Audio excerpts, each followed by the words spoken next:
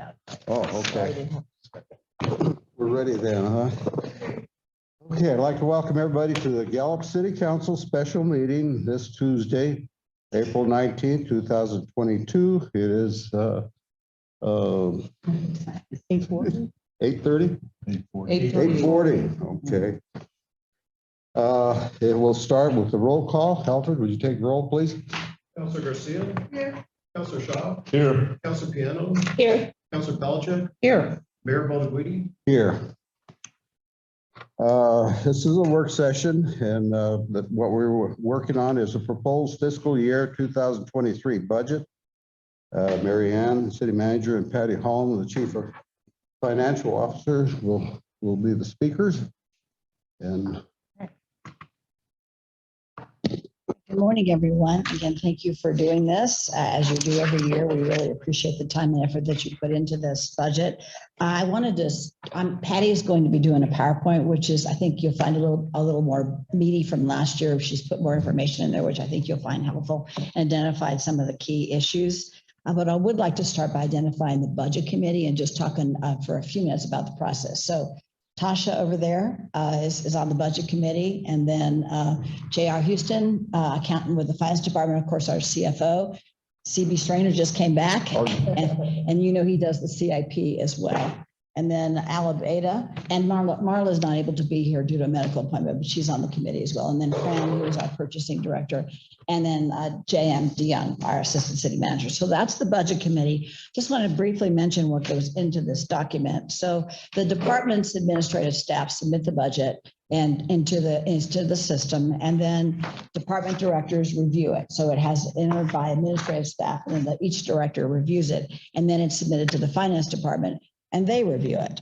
And then the budget committee also has, and I want to talk about the budget committee because first of all, they review the CIP as a group, and then we go through the entire CIP, and then we have hearings with each department on all their CIP projects. And then Patty puts the CIP, well, CB puts the CIP budget together, and then Patty matches it with revenues.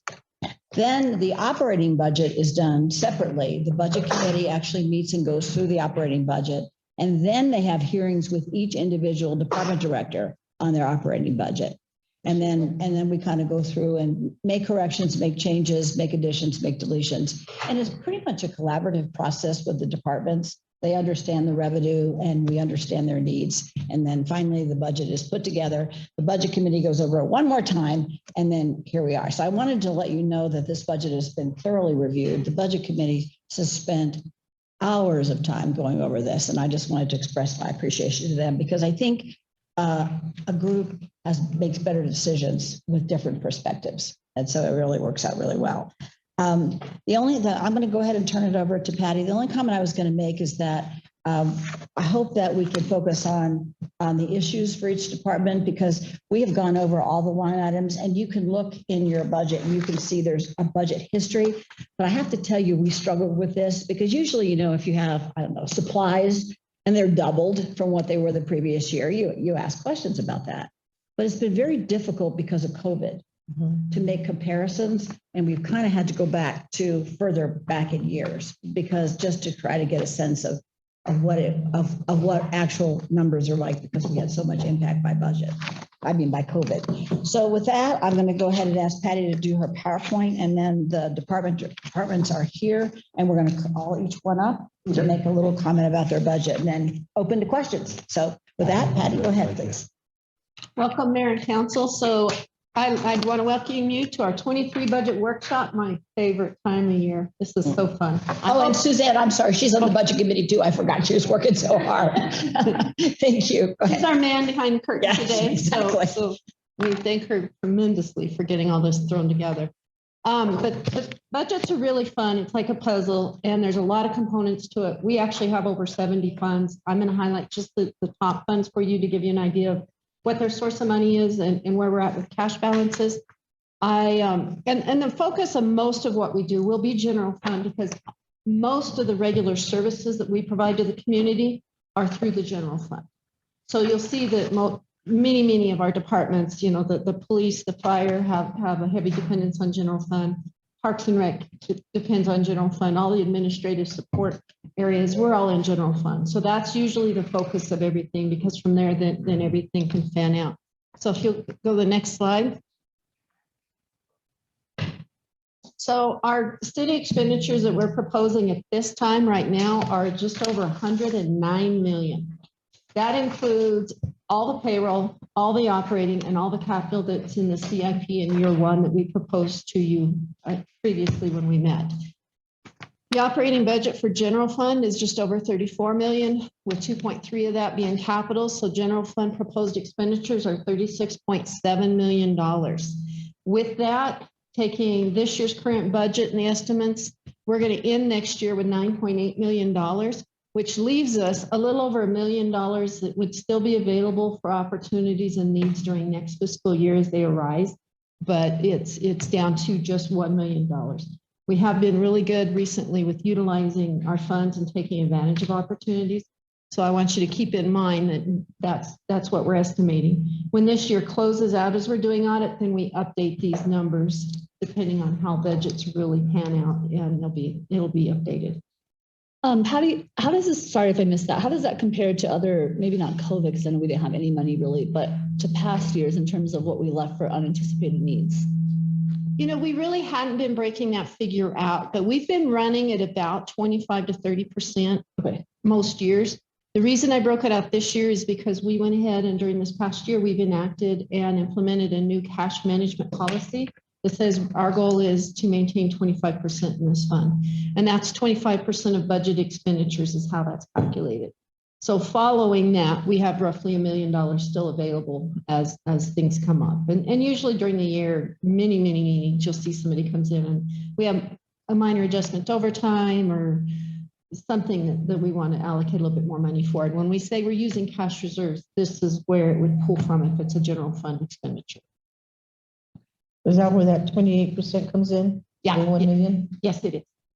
So if we utilize budgeted right now another $1 million, then that calculation would come up to be about 25% that we're keeping on hand as essentially non-touchable.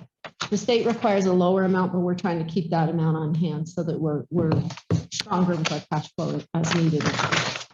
It's changed dramatically. Okay, next slide, please. This is a little bit harder to read on the screen, but I know you guys got your printouts. So I just wanted to hit the top fund. So general fund is 101 on all of your printouts, and everything we refer to will say 101. It is the only 100 level fund we have. So general fund is primarily taxes, which is going to be GRT and property taxes. And then there's other miscellaneous revenues that come in, but these are the biggest components of what we do have. The next one is Fund 202, which is environmental surcharge. That one is based on utility billings, and we charge 4% of a surcharge that is added on to whatever the utility fee for that particular bill is. Those funds go into 202, and then we utilize those for different things but we have used it for some of the effluent line repairs. We've used it for, for some wastewater projects. And that one currently, based on everything that's in the current and the new proposed budget, will have just over $1 million available going into the new year. Fund 214 is lodger's tax. That's obviously a tax on lodging. It's 5%. We have $500,000 estimated available based on the budget proposed at this time, but that is subject to the 60-40 split. When the revenue comes in, 60% of it can go to things like running the Red Rock Park and operational needs. 40% of it has to go to promotion. So a $500,000 balance doesn't mean that it's 60 to one and 40 to the other. We actually have to track it quarter by quarter. And we're just now working on the most recent quarter close, and we'll have that update. We have 2 years to utilize those funds. So they don't spin down exactly even. They do get a little bit out of whack as time goes, but we make sure we spend them within the time frame. So some of the 60% can go to when lodger's tax is spent on different organizations that request it. Sometimes it goes into that 40, sometimes it goes into that 60. Typically, it's all considered promotion, and because the grant we provide them is for the promotion of their event, which is tied to tourism, so that's out of the 40%. Okay, and then 60% is spent more internally.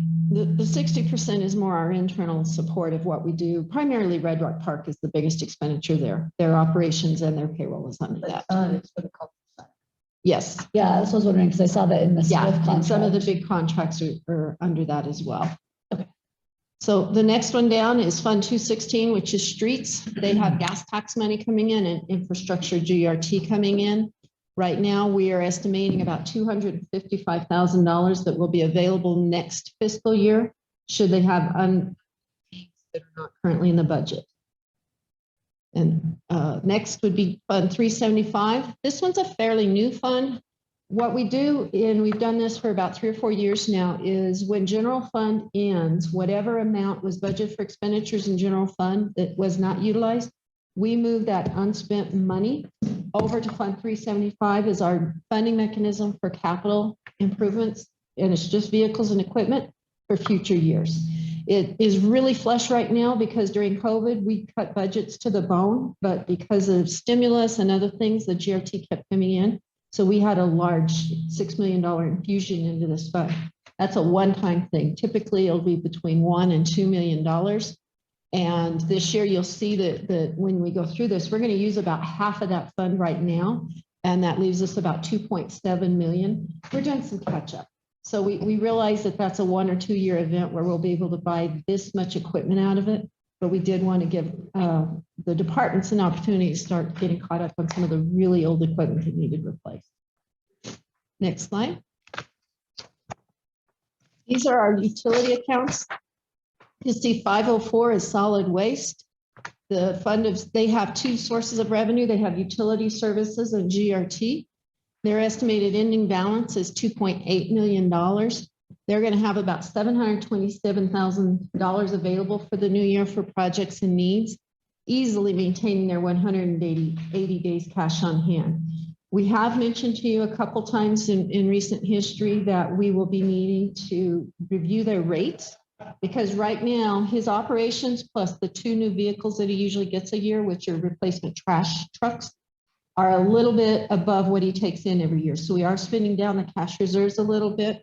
We have a year or 2 that we could still stick with that without having to increase rates before we have to start looking at a rate increase before we hit the 180 days.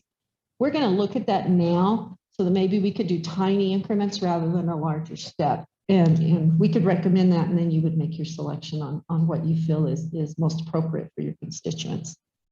Fund 506 is our water. The source of revenue there is strictly the utility fees. Right now, they have budgeted everything available. We're not utilizing any cash reserves because they are so low. They are still at 83 days cash on hand. We'll be coming back to you in, I think it's 2 weeks, the 26th, with a proposed rate increase to try and get this water fund back up. And it'll be a couple of years to build it back up. It's not going to be a one-time fix because we're going to have to gradually get into this. Fund 507 is our electric. The only source of revenue there is going to be utility fees. And their estimated ending balance is going to be 12.2 million. We are estimating that we'll leave nothing available to pull out of reserves, and they'll be at 157 days cash on hand. So that one will need a rate increase to get them back up to keep them from falling below 180. Currently they're at that, but with their new budget that we have proposed, would drop it below if we don't do a rate increase. The wastewater fund 508 is utility fees. They are they are on track to try to get back up to 180 days, but we're going to reevaluate that. We already have an ordinance in place. We have a 20% increase that will start July 1. That's already an ordinance. It's already set to go in place. But what we've found out this year is their operating needs have increased. And so we're going to reevaluate that and maybe carry that increase out a couple more years to get them back up to that amount. What we're doing right now with water and wastewater is if they have a need that comes up during the year, we're utilizing that 202 fund. It still has about $1 million available. And so it's getting to where we're going to need to be very careful with our prioritization to try and make sure and take care of all the needs in those utilities. Sorry, Patty, does this cover when you're saying estimate end balance 1.1 million, leaving 0 available? Is this including the CIP projects? So taking the money out from the CIP? Right. Everything that was in your CIP book recommended for the new year is already considered in all of these numbers. It's already in the proposed budgets that you'll be reviewing again, and they're all accounted for. Okay. We do have some that are listed on the CIP as possible bond funding for water and wastewater in particular. And we'll be working with our financial advisor to see what kind of bonding we could do to take care of some of the needed projects and then spread that cash flow out in the longer term. So out of all the other funds, they're not all represented here. There's too many and it gets a little bit tedious, but if it's a 200 level fund, those are considered special revenue and capital funds. And they have different sources of revenue, but with utilities in particular, streets, some of the others, and library has a special revenue that's under 200. We move, the biggest component of what we move into there are going to be capital type spending that's large and or lasts more than 12 months. That takes it out of their operations. It gets the money moved up there. It gets the money committed and it's set aside. It's 100% dedicated to that project that you've already approved. And it takes it out of their operations. So it's a lot easier to track, a lot easier to follow, and it allows us to make sure that we get it on the assets once the project is complete. It allows for easier tracking and reporting too, for the ones that are related to loans or grants. The 300s, those are, oh, I'm sorry, the 200s are just a special revenue. I got a line off. The 300s are the capital type. The 400s are debt service. You'll see those in here. We really don't review those, but if you want to look at them and have a question later on, we can go over that. That's just strictly related to all our loans and bonds that we have. The 500 are all enterprise funds. There's a couple small ones not detailed here on the 500s, but the 4 that are represented here are the biggest components of what we do that's enterprise related. Next slide. So a few items that I want you to make sure you understand out of our budget. Minimum wage goes to $12 in January. We're proposing again to implement early and to do it as of July 1. We've got healthcare going up a projected 8%. That is already included in the calculations we have proposed. We are also proposing another wage increase of a 5% COLA effective July 1. If you saw what the state did, this doesn't even touch that, but it at least is a little bit. Is this across the 5% increase across the board for all departments? It is. We did the calculation of which one was more beneficial, and what'll happen is those that are moving from the 1150 to 12, those and that are in that little range right in there, HR will make sure that they get the better of. You either bump to 12 or you get 5%, whichever one is more beneficial for your rate.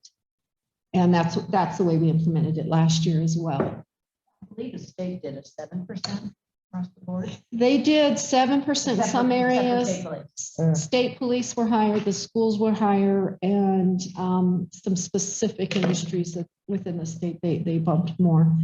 And they also did a minimum $15 wage for state employees, and I believe they imposed that on the schools as well. And they really increased some of the teachers' pay, and so we're going to see that pinch, and that's why I say the 5% really isn't touching it, but we needed to start somewhere and give our employees some recognition for what they do. Capital expenditures, we kept those within the funding limits that we do have. And I mentioned the vehicle service funding is kind of a one-time large amount that we had, and that we are taking full advantage of that in this current fiscal year. As much as possible, we did keep it to replacement units only. But if you go through the notes that are in here, I went back and labeled everyone as it either says like REPL, meaning replacement, or new, so that you can have that understanding. And as you go through these page by page, you will know. And I don't know that you're going to want to study it that closely today, but those notes are in there so that you could understand more fully where we're expanding versus where we're just replacing units. Next, please. FTEs, we are currently funding 459 FTEs. There are 2 not represented in this that are grant funded only that will roll forward, so that adds 2 more to it. We have 10 FTEs proposed that will be presented to you today by the departments. Just real quickly, I'm not going to read each detail, but we have 2 in code enforcement he's requesting, 3 firefighters, 1 economic development coordinator, 1 marketing coordinator.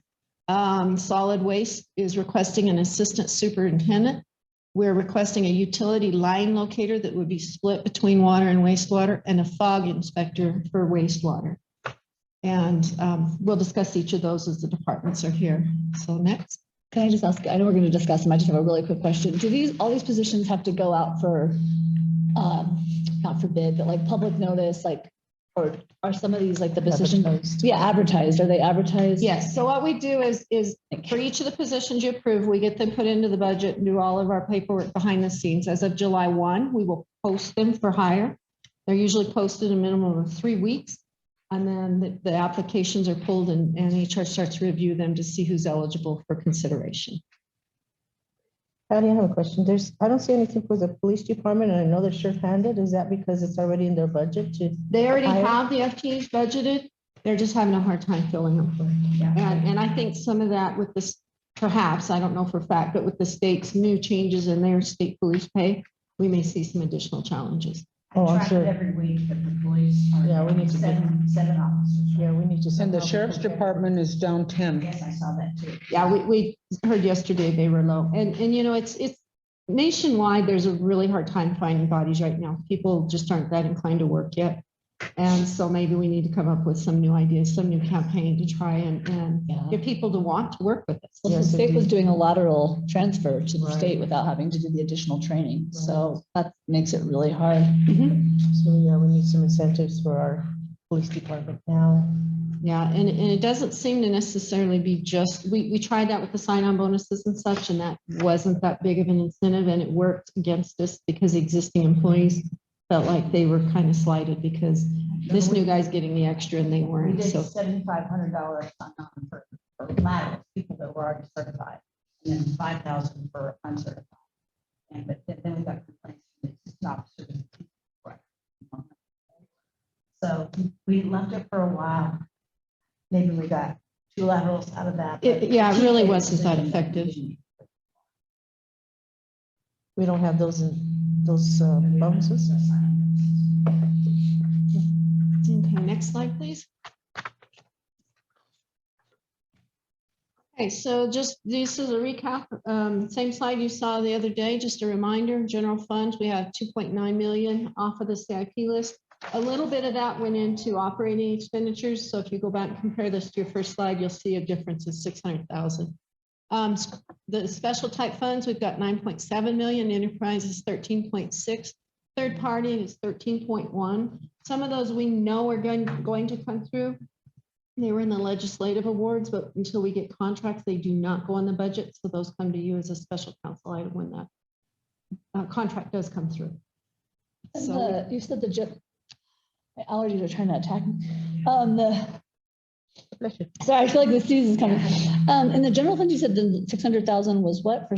it went into operational expenditures. It was for some large repairs, but they weren't going to be capital assets at the end. So we put them into the general maintenance and Okay. general fund. They're all in general fund, but some of them are in the capital lines or anything that's 48.10, 20, whatever. And so there's just a slight variance there, but we put them on the CIP because they're large in nature. They need special consideration and they're not a standard operating item like redoing a roof or redoing the stucco. But we put them on there so they can be prioritized, and that helps us to get everything in the right order as far as need. Okay, next slide. I got a question on the special bond funds. Does that include the environmental bond? It does, it does. And, So the actual funding though for the environmental bond that's going to be brought to you for consideration is not in the budget yet, but we do have the project for the affluent line now as the primary project that we want to try and bond it and get taken care of. Just a recap of the tenure. It's our wants and needs are quite large. And when we roll out the 10-year projected report, that's where you'll see this $362 million in there. And you'll see that it exceeds the ongoing revenues we have coming in. And that's why we reach out for grants. We reach out to the legislature, anybody, even at the federal level, that has some kind of funding that they can assist the city with. And we reach out to them to try and help cover other needs that we have identified. So it's good to help us identify them. We know what they are. You know what they are. And with the annual strategic planning, that helps us to keep them prioritized to help meet your needs as much as we can based on the funding that we do receive. With the third-party outside funding, do we ever partner with Navajo Nation on anything or try to get funding from them? Because I know they were getting a lot of federal funds with COVID and things like that. Is that something we've ever looked at? At that level, they're not really friendly with us. We've tried extensively with like animal control is one because of the need here, and that's on a much smaller scale. Behavioral health, it does not typically work out. Trying to build that relationship and build those financial commitments doesn't work out. Now we are tied in with them on the Navajo Gallup pipeline. Right. Yeah, but that one's pushed by the federal government. The board is in charge of it primarily. And there's many, many meetings and it's been ongoing for many years. And that one will be a project that we do get to see completed. It's just always out. Okay. But some of them, animal control and the behavioral health are heartbreaking ones that we know the need is there. We know that we could do more if we could build that relationship. We've just not succeeded. For instance, animal control is a great example. We met with them, we met with the delegate, we met with the animal control manager, and they have such overwhelming need in their reservation that was kind of. We don't have, for animal control officers for the entire reservation. So that kind of, that's really the issue. They have so many, same with water and sewer, they have so many needs that there's just no way. Right now. Maybe later. Gotcha. Okay, and the next slide, we show just a quick pie chart of this is general fund only. Most of our income you'll see is from taxes. So 85% of what we do receive is tax generation. And that's why during COVID, we did stay fairly strong because people did have the stimulus money and different means that helped them to continue spending. So our GRT kept coming in. So we're very dependent upon that component. Next slide. The next slide shows a breakout, and these are based on the way we have to report them to DFA. So I've kind of kept that. General administration is the largest purple part up there, and that's all of us. That's the money you receive, the money you utilize. It's city manager, attorneys, it's finance, it's all the support divisions. Law enforcement is one of the next largest ones, and fire protection right beside them. They used to be reported together, so together they take the biggest piece of our general fund. There are some other funds that they do utilize, but this is just the general fund spending that we have here. And so it gives you a really good idea. Parks and Rec is also a very large component of our use of funds out of the general fund. Next slide. That's it. So I realize you'll have questions during the day. We'll try to answer these as we can. If we don't have a satisfactory answer or know the detail, we will get that for you and report back. And that's it. If you're ready, we'll start with our departmental presentations. And on your schedule, we're starting with the department's report to JM and we'll start with parks and cemeteries, then go to recreation.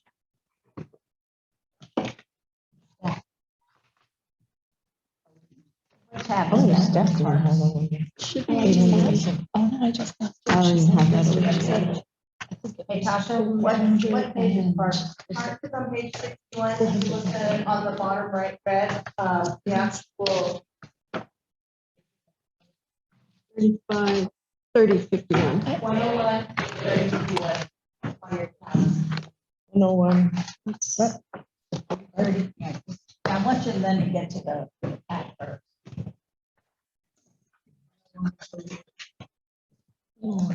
Thanks for the tabs. Actually, they're super helpful. Yes, Tasha did this weekend.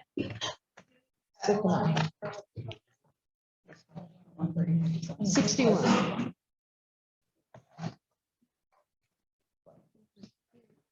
Everyone have that page 61.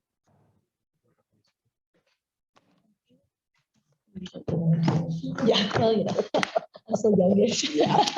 No, you don't. I just opened it on my screen because I had Hi, one. Michelle. We only need a budget. How are you doing? Good. Morning. Good morning. Good morning.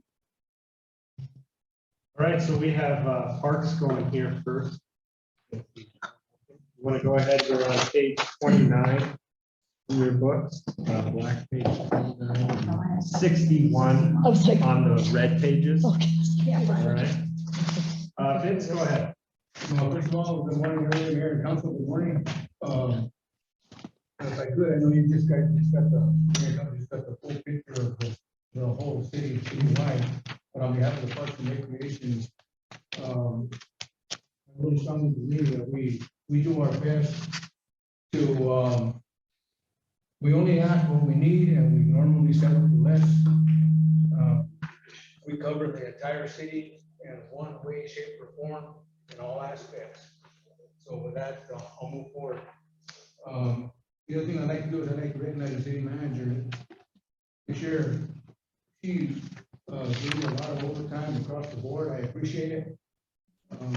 Usually have a hard time getting overtime, but this year she just really helped me and I appreciate that. Guys really needed it. Thank you. Amazing job. Anyway, like I said, we're gonna start with parks. Of course, Mayor and Council, if you see on top, we're asking for $25,000 for overtime. That money will be used towards parades, park crawl, annual events, courthouse events. We do snow removal. We respond to emergency calls in the city, floods, whatever it might be, power outages. And Vince, I have a question for you on that. At 25,000, is that anticipating that we're gonna be operating at 100%? I think that would be enough. yes. If you remember, for the you've been here for a while, when I came back, overtime was costing the parks about $80,000 a year. And we've managed to bring it back, and it was the same for Red Rock, so that should get us through the year fully open. Of course, I might be biting my tongue because if I don't get the staff that I need, I'll be using a lot more overtime. There's no real fix at all. It's either spend money on staff or spend money on overtime. So How many full-time employees do you have? in parks, I have 10 FTEs. How many? 10. 10 full-time. And you know what, Mayor, I guess I actually have, counting myself, superintendent, supervisor, and Denise, there's 14 of us, but I got 10 workers each. Tasha, we have a position control document that Marla sent out. Can you go ahead and send that to them? I forgot, I apologize. We have a list of all of the positions in every department. Yeah, that'd be nice. And then it also shows which are filled and which are not. Oh, that'd be helpful. Yeah, so I'm sorry. So parks, including seasonals, has a total of 26 bodies. Then you'll see that on the position. Positions on hand, I think you asked 10, how much FTEs full-timers I have? Yeah, I got 10 workers. Go to parks. And then there's full-time, part-time, billed, unbilled. Thank you. I'm sorry, Vincent, this is just because you're first. This is probably gonna be a question I had for every department, but since you're first. You know, when we say overtime, and I understand because you're saying like the parks, the snow removal, emergency, or not parks, parade, things like that.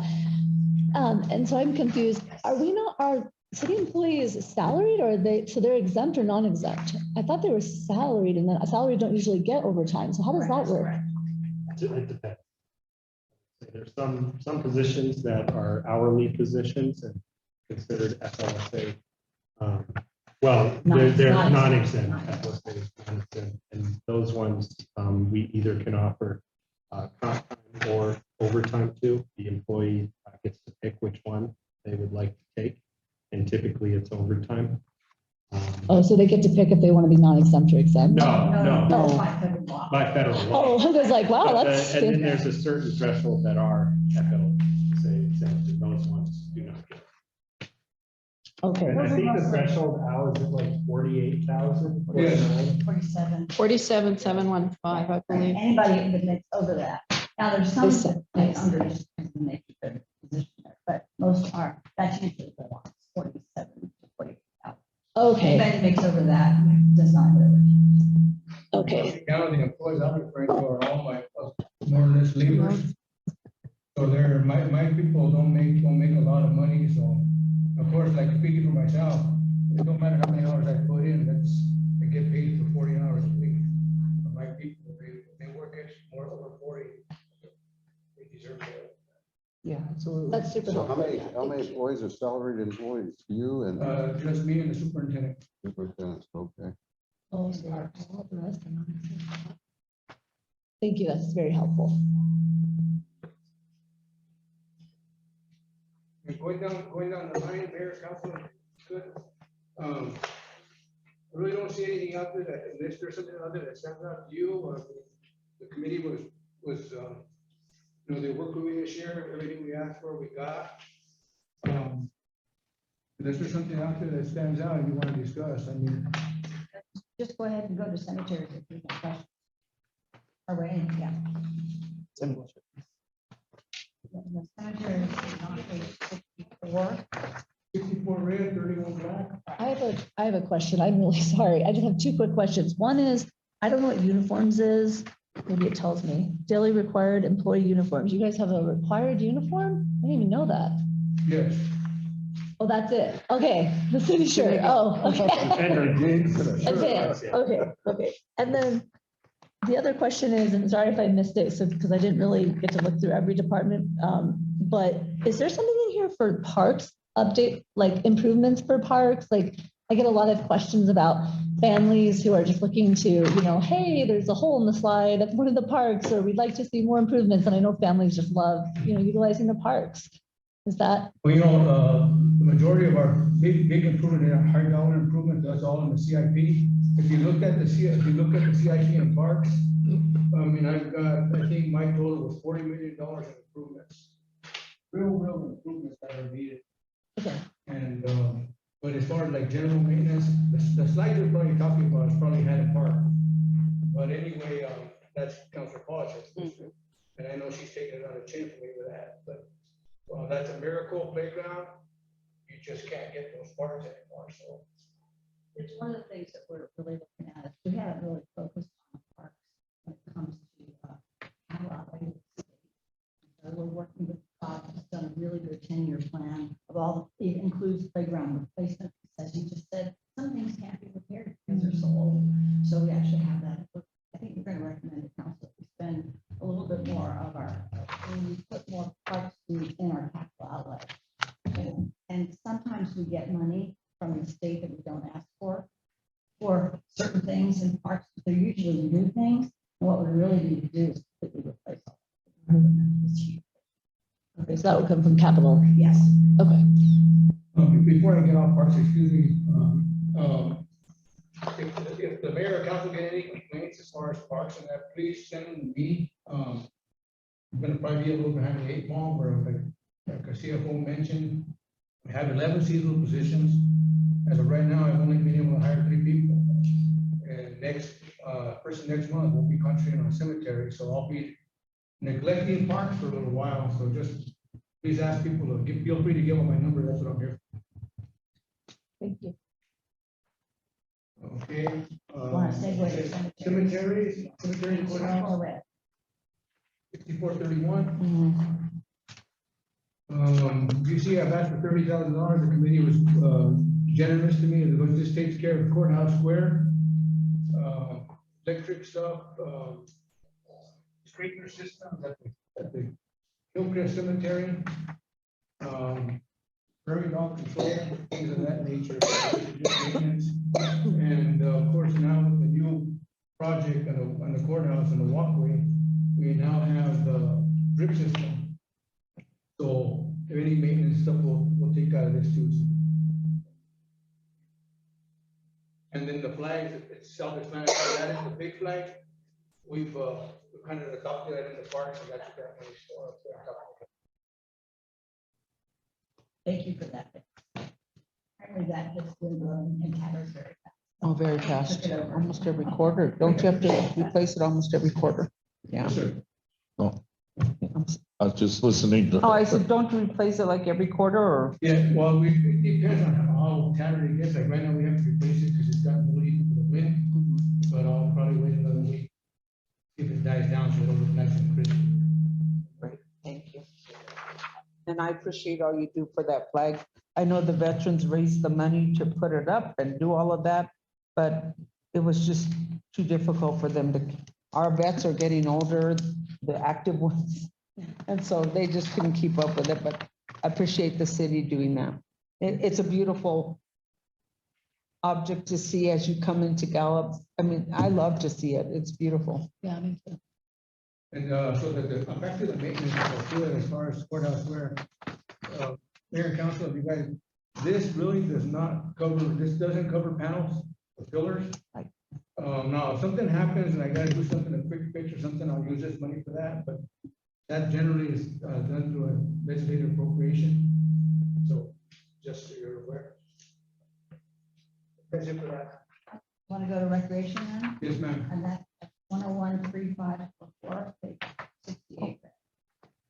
Can I ask one question about cemeteries? How are we buying land for Gallup Cemetery? In the CIP. Actually, the purchase is in this year, and I just noticed the improvement for the land. I've got under 3051. I'll move that over under cemeteries to 3053. But the purchase, I think we've already gotten. We've got a dollar amount as far as the property owner, but I suppose it's in, we're waiting for an appraisal. Oh, But we have $425,000 in the CIP. okay, Well, okay, that's what's requested in the CIP. okay. That's the purchase of what, the land? Yes, 11 acres, immediately adjacent on the existing cemetery on the west end. So who is the present property owner? He owns, Alzuni, Ash, Kayla. Kayla. Oh, yeah. That's the appraised value of 11 acres is 400,000? So we're waiting for an appraisal. That we just Okay. put that amount in the CIP.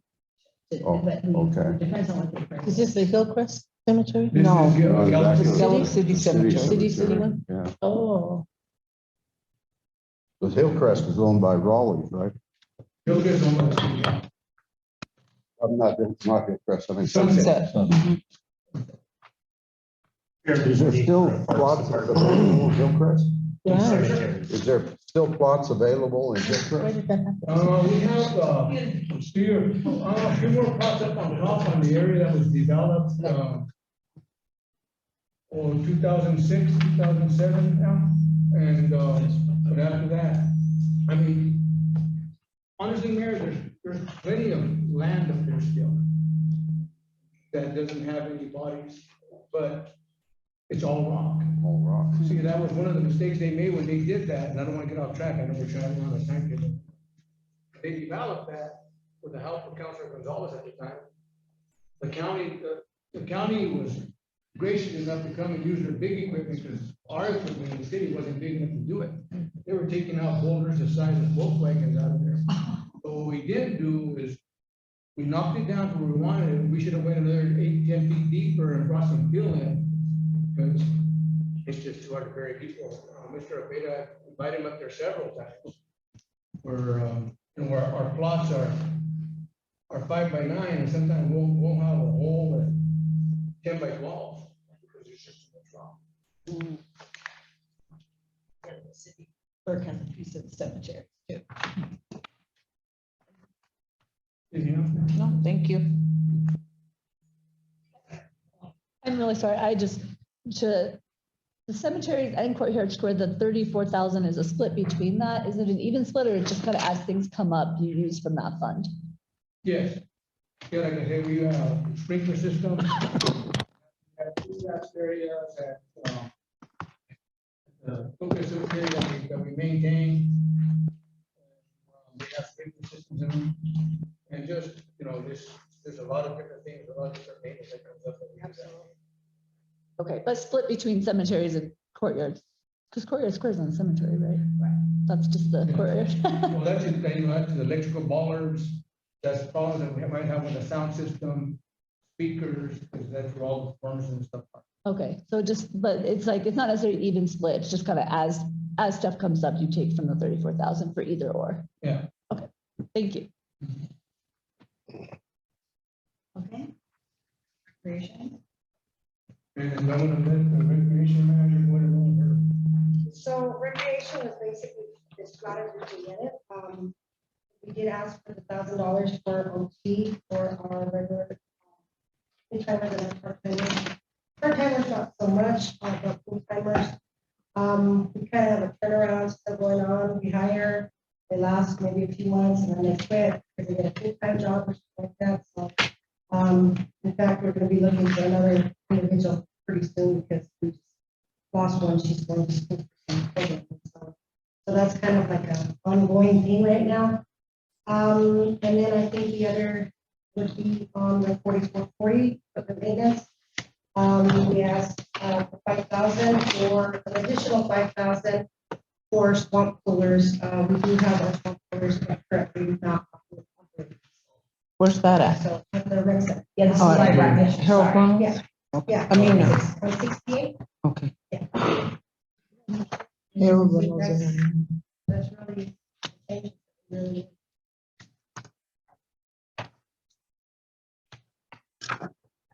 Okay, Larry Bryant, initial.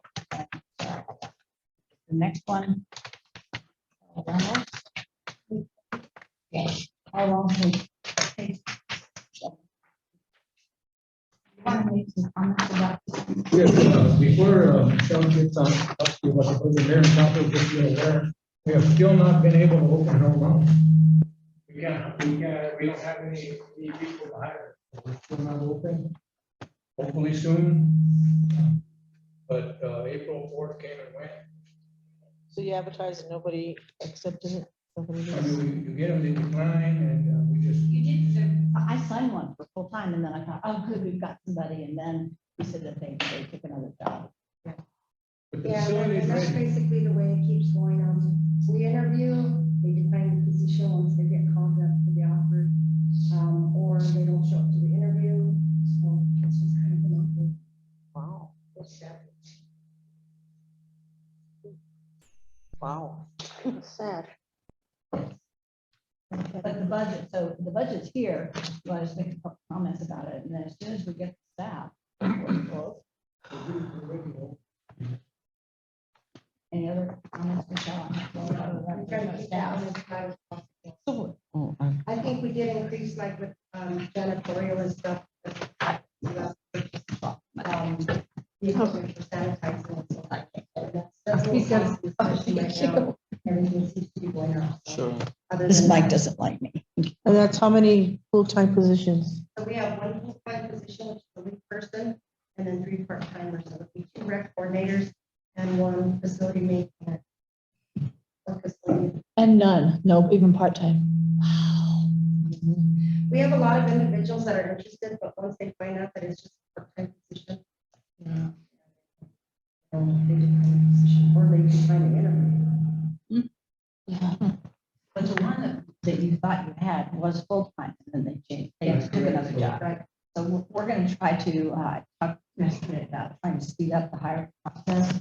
We have kind of a cumbersome process where you have to get passed, a form signed before they can make the offer. We're talking about going ahead and making conditional offers, and then just so they know that they have an offer. And we did participate in the Mira job fair that they Yes. did have there. But we're also participating in the one at the mall on the 29th. Oh, yeah, I'll be there too. Yeah, appreciate it. Being here. I have a stupid question. As I'm going through this, what is DIV request? Divisional request, so that's what the department puts in, and then the CM review is kind of budget committee. The final, Yes. because in the DIV request, the department request, there's nothing listed for salary. The salary and wages are based on our position control module. And so the only input the departments have at this level is there's 2 opportunities. There's one for their overtime and then proposed FTE, which is line 4105. So for those 10 FTE requests that we have, you'll see that number in the 4105. And there's also another number that you'll see in the 4105, and I should have put that on my slide. I failed to. We're working on, JM's working on bringing in somebody to do a wage and salary study so that we can bring our people up to the proper levels of pay based on the markets in New Mexico and surrounding areas. And so we did put some money in there to hopefully fund that once we get it done, and maybe by January. So you're going to see that we set aside a little bit of wage expenditure in there so that hopefully we can implement that and get everybody.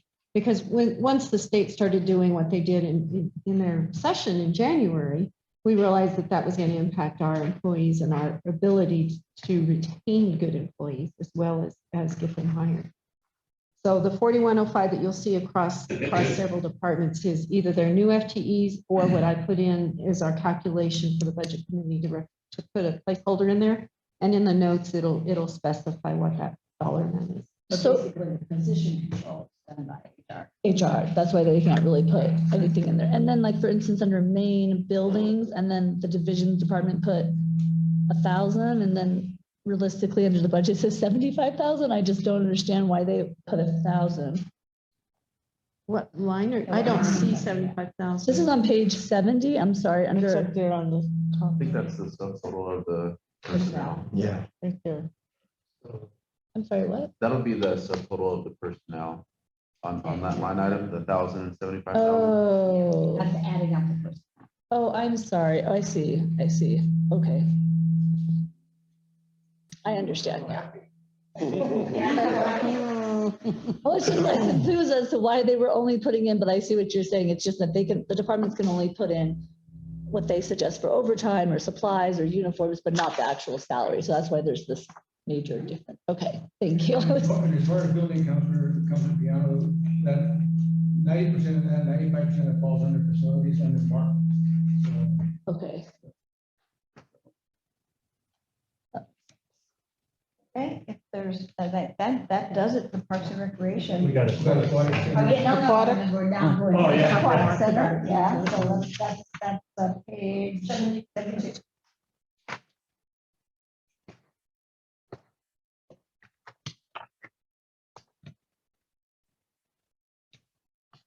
Okay, there's a few changes on this one. We did ask for 1,500 for the OT. And just an example, we do have our aquatic supervisor right now that takes on a little big load right now, due to the fact that we're short staff and we don't have a maintainer there currently. So he does do a lot of that extra. So there are times that we're having to have to work with his schedule various ways, or or do comp time and so forth. So this kind of helps eliminate some of that, so that way we can have everything moving smoothly like it has been. So that was one of the changes that we did. So on the next one would be 4410, would be building maintenance. Building maintenance is increased quite a bit. This has a project with the maintenance. We asked for 18,000 for the yearly maintenance, and then there's 170 added for our plaster over competition.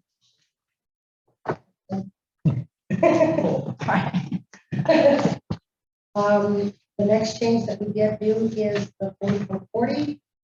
We currently have 2 AON units, which is our AC, heater, dehumidifier, everything intact. In both restrooms are currently out. Rough estimate right now is 32,000, so that's also added to our equipment maintenance. And that's really the big changes that we have made. If I could count, the counselor piano, this building maintenance line just kind of contradict what I just said just 30 seconds ago. The reason why this is like this, is we have a JPA with the schools, and all of our maintenance and stuff like that's got to be in its own line, so that they pay a certain percentage after a certain amount. They pay 20%. Yes, after 10,000. Right. They pay 20% of all the operation costs here. Wait, who pays this?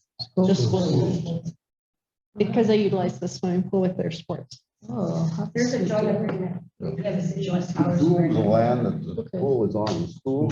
Yes. We take 80% of it.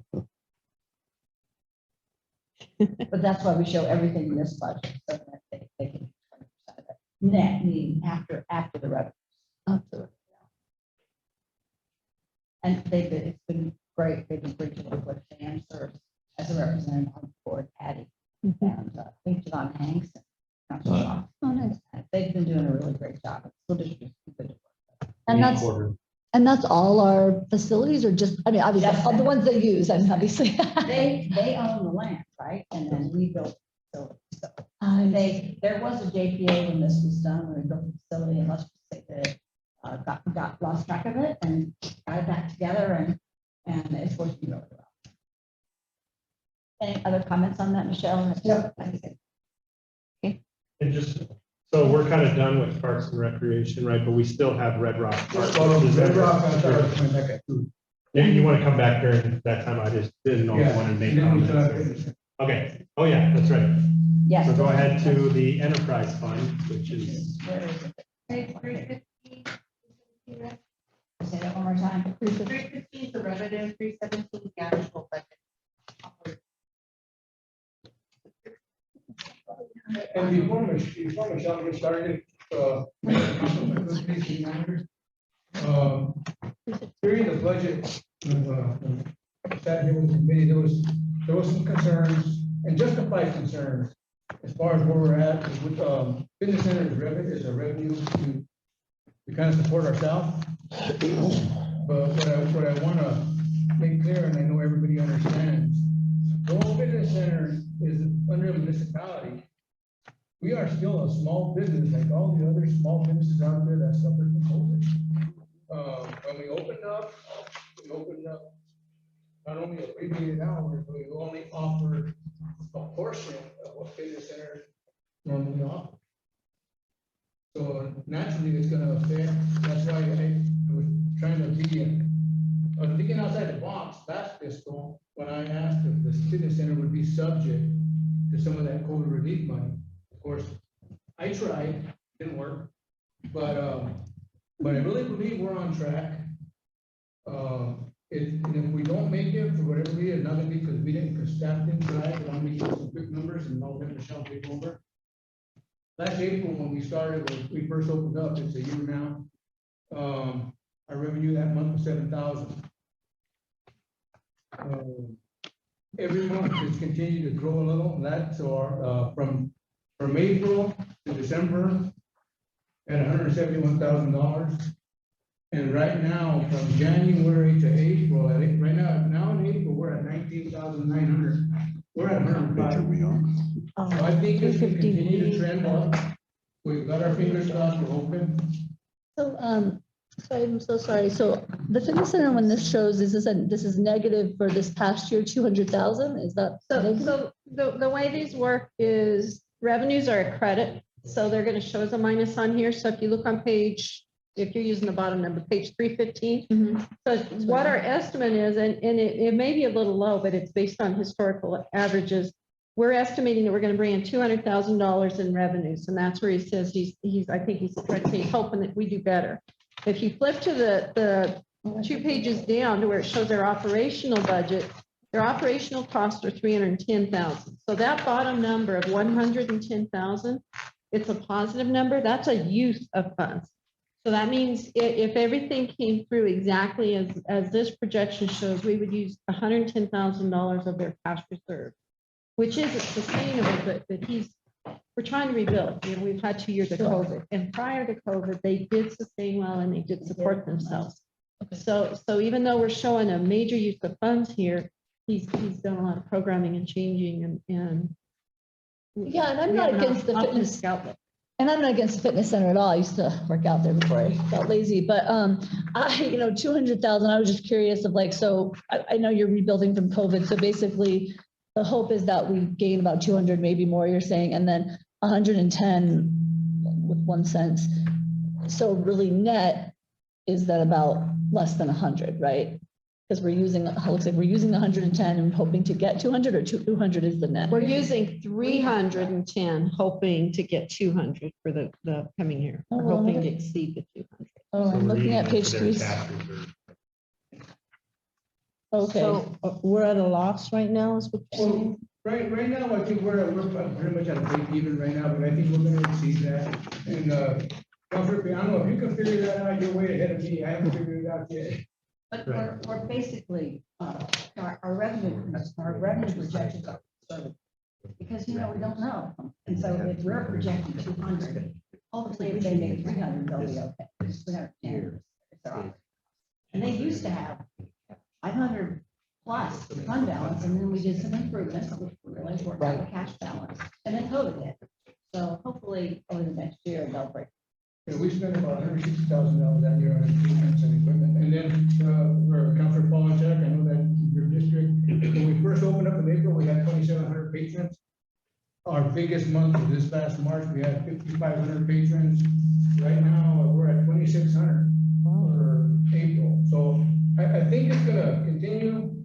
They've opened everything up, sauna, steam room, everything's open. It's, we're not limiting now, the mask is out, so I just wanted to share that before Michelle went on. Are you having tournaments We've also now? gone out to corporations to see if we can get some of those in the. Does that include tournaments that they used to have?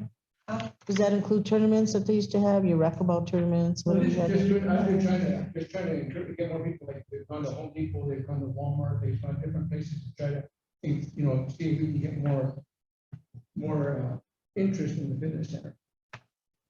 Do we feel that, Vince, our prices are equivalent to someone like Wowie's or another gym where patrons are using it? Like, do we feel like we could possibly increase our rates? Is that, or we're kind of staying flat with that? Councilor Piano, we just, right before you came on board, we did increase. Oh, my apologies. And, but we're right in line with Wowie's. The only place we're way off kilter is family. They're almost double the price we are, and theirs is four people, 4 family, ours is 5. But you know, it's there's a same kind of world, but 2 different things. You know, we're dealing with public money, and Mr. Rosales is his own businessman, so we try not to cut his throat, for lack of a better word. Yeah, I know.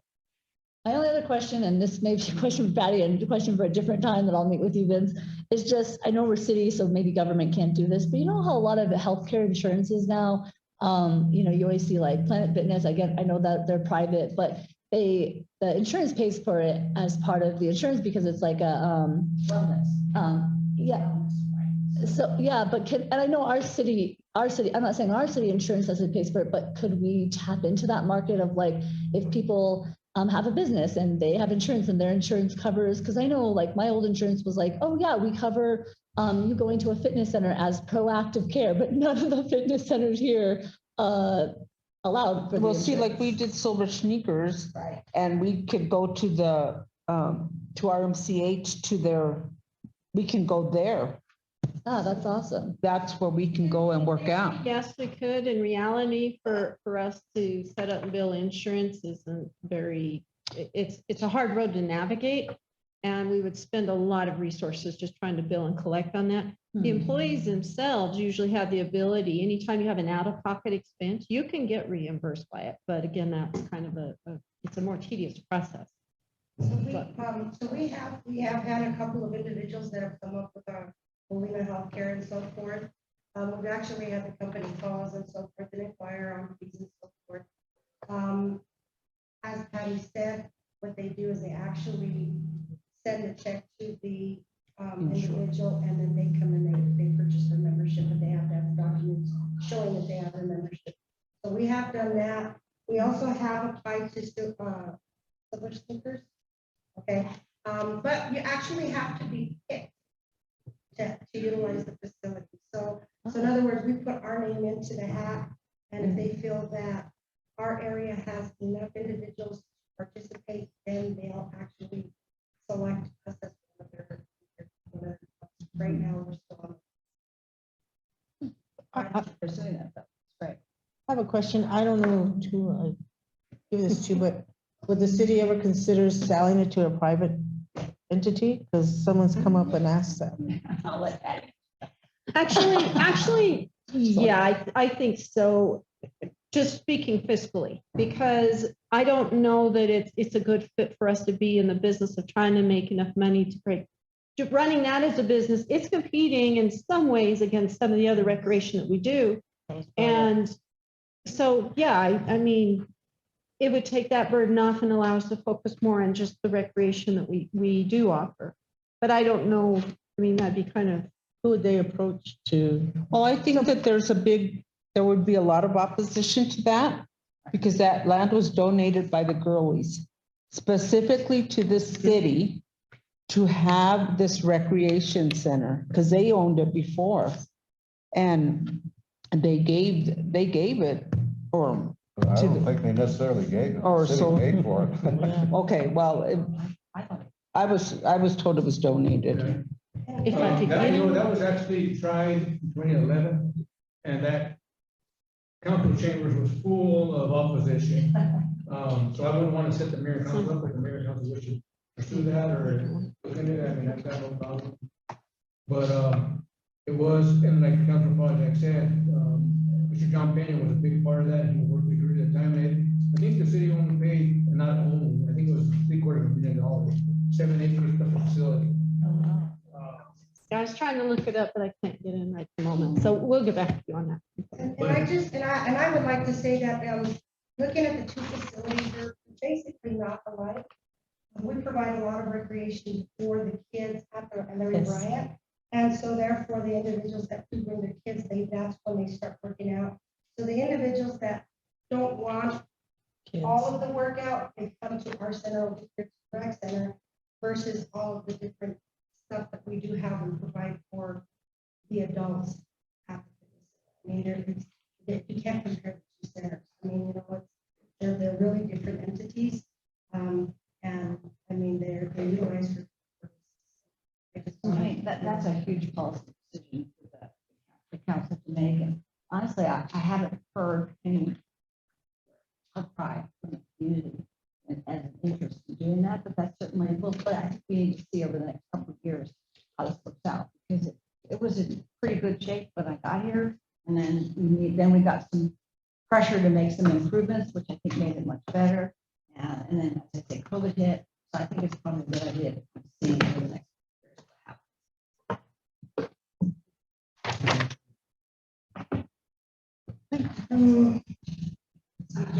The budget is basically really as flat as possible. I kind of look from the prior years is actually cut on our operating costs. From 21 to 117. I think the only thing that we really increased here was, we have that turnover rate right now.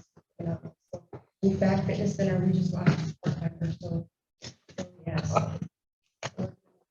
It's kind of the same thing in all centers.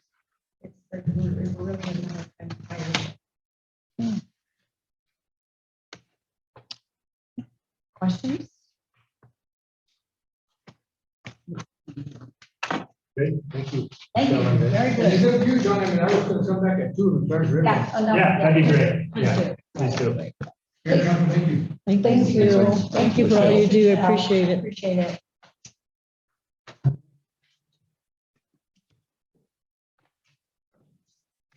We're also going to start doing more proactive advertising for these positions. Okay. Thank you, John. Thank you. I think we learned this week that our advertising, we want to outreach more for our positions that are available, so that maybe we can hit a bigger market. I like that they're advertising like at different career fairs, I think, in the community. I think that's great. Yeah, they're doing that. That's great. Who's that, by the way, are we doing? Oh, senior center. Okay. Senior center. Moving, let's keep moving. That's gonna be fun, 219, somewhere towards middle. Yeah, we'll start on page 137. The senior center is funded partially by grants, and then the city usually funds the remaining portion of it. We did an average this year and capped it at the city's contribution at 310,000, which is just shy of half of the revenues we're projecting for the senior center. Has that been the continual flow that the grants have paid for half the budget for like many years? Yeah. Oh, and then does their department write their own grants? I guess. Kim does a lot of the grant writing Oh, wow, that's great. for the department. We also work like for our capital. We've been working. Great. Great, thank you. Yeah, sorry, I know. what the I'm caucus is, trying, but yeah, thank trying to you. remember to use, All not the, use all the acronyms. acronyms, yeah, thank you, I appreciate it. This is a challenging budget because there's state, federal, and then local. And we always have to guess what the Page state and federal 137. are going to be now. So we basically just set a number of 310,000 as the city to go up on a contribution. But we'll kind of see what happens when we get their allocation. And then Okay, one of okay, the thank you. challenges too with the senior budget is I think the state with all the extra CARES money was trying to figure out where to put a lot of that, and a lot of it went towards seniors within the past couple of years, so their expenditures did go up for food and other things like that, and as well as our home delivered meals. Yeah. Go ahead, Kim, what page are we on? 137 to 147. So basically, the budget I submitted was for staff. And I did bump all the salaries under the 3 administrative ones. There's 4 people who get paid more than the $12. So I did bump up the state budget, but the 40-something thousand that Patty said is going to the increase for our current staff, kind of rearrange my budget so that when the state sends theirs, most of it's gonna be for salary and staff, and very little for rec services. So as an example, I was telling Dan, for utilities, You want to get to that page? well, it's kind of like the overall budget. For utilities, we had 3,000 put in there for this past year, but it's running more like fuel. For fuel this year, we put in 3,000, but I'm closing the year at more like 10,000. So the prospective budget for next year, in some of those line items are far short from what we're actually closing the year. So eventually, somewhere down the line, I'm gonna need more. And we'll have to figure out how that. Now, if the state, like Dan said, if this year is anything like last year, we get additional money, like art money, the recovery money, or CARES money. If they have any more of that would just be added, and that would offset some of that cost. But as of right now, there's no word that we are getting any additional funds other than the basic state and federal. So this budget will be short for this year also? What you're It'll be saying? short, so this year, we're moving money all over the place in my budget, whenever I run short and pull money from whatever and put it in, figure it out, so each quarter, we're not going in a deficit. That has been, to be honest, that has been horrendous. This year's budget has been horrendous. In terms of trying to make it all fit. And then we had a break this year because 3 of the, myself and 2 of my other administrative people are being directly paid out of the ARP grant. But next year, we don't have the ARP grant, so that comes back under the regular grant. How many, That's why we're short. I guess I'm kind of confused. What page are we talking about? Because I'm trying to look and find all these numbers that you're talking about. So maybe if we could focus on one So if we particular go one. If we go one by one, if you look at page 137, that kind of Thank you. outlines The congregation. what we're getting. What I guessed at. What we guessed at, right? What I guessed at that we would be getting from the state and federal grant, the NSIP money, which is strictly